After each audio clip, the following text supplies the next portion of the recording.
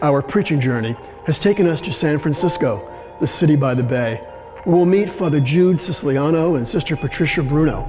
Both are nationally recognized for their work as Dominican preachers. Their collaborative ministry travels to parishes across the country, where they have a hand in developing the next generation of gospel witnesses.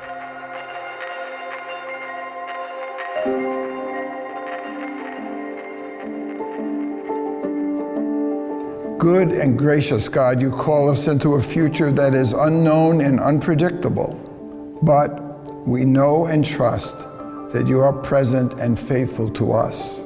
We know too that whatever the future brings, it will need merciful, compassionate, peacemaking women and men who hunger for goodness, thirst for justice, and seek truth.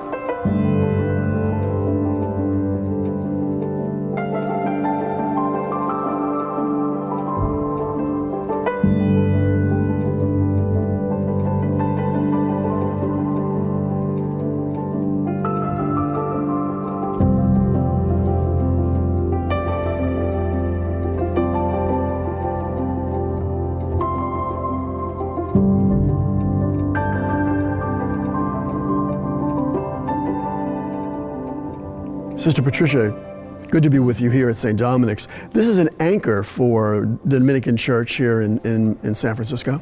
Yes, it's just a beautiful church, as we'll see as we walk through it. And part of the reason I think people come here is for the beauty, the acoustics, the music, the preaching, the programs. So it's one of the destination churches. And the Dominican Sisters San Rafael, of which you are a member, yes, have done great things in the city. Tell us a little about your work there.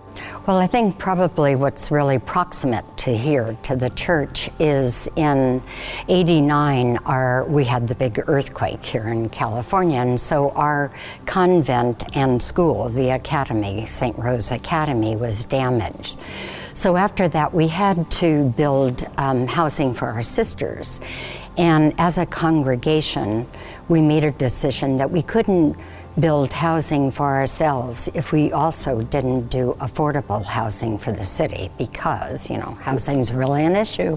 Housing, particularly here in San Francisco. Yeah. Oh, yeah. Let's take a little bit more of a look at the church. Sure. This is a place of great devotion, and I know many of the masses and novenas and people who come here on a continuing basis. Tell us a little bit more about the social justice work you've done here in San Francisco. Well, in our congregation, I think, has a very strong reputation of doing preaching in many different ways. And one of the ways that we preach is through being involved in justice issues.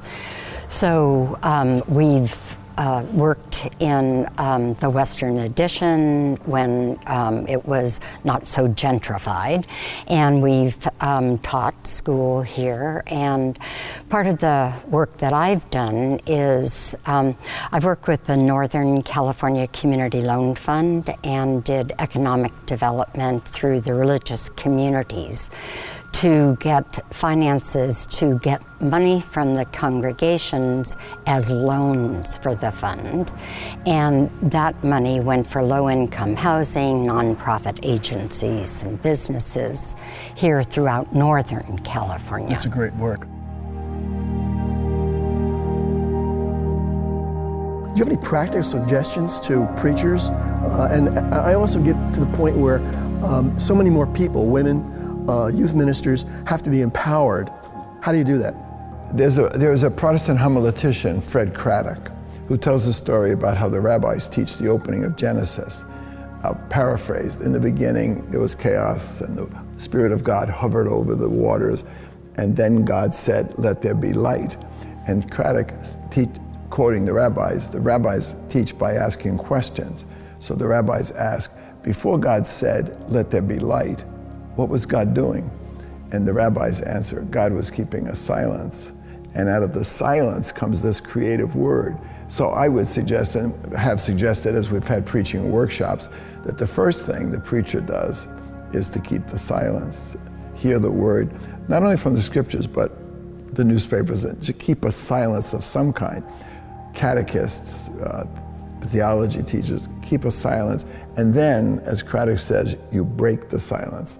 And when you break the silence, something like Genesis, let there be light, and there is light. So I would make that suggestion to people who are preachers. I think we're very obvious. I know we're very, very busy, and we just have a lot of noise in our lives. But somehow to find a silent period to hear the word. I also think what's really important, because we've designed rituals for the evening services, so they're not a Eucharistic celebration. And as Catholics, we're very used to coming to Mass, but we're very open, and I think a lot of our tradition comes from a very rich ritual. So we have evening services where the community, we train them in doing different things, because it's not just the voice, it's the whole event. So if I were presiding at Mass, which I don't do, but if I were, I would be sure that everything kind of went together. I mean, I don't mean it has to be perfect, that's not true, but that it's an event. And so the preaching event is part of the whole, so it needs to go together.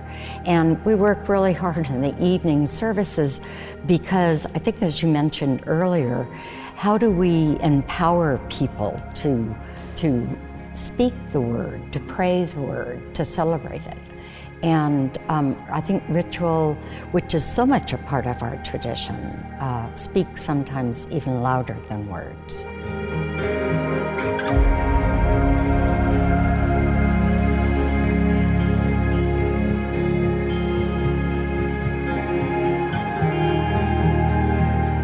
Hi, I'm Father Jim Martin.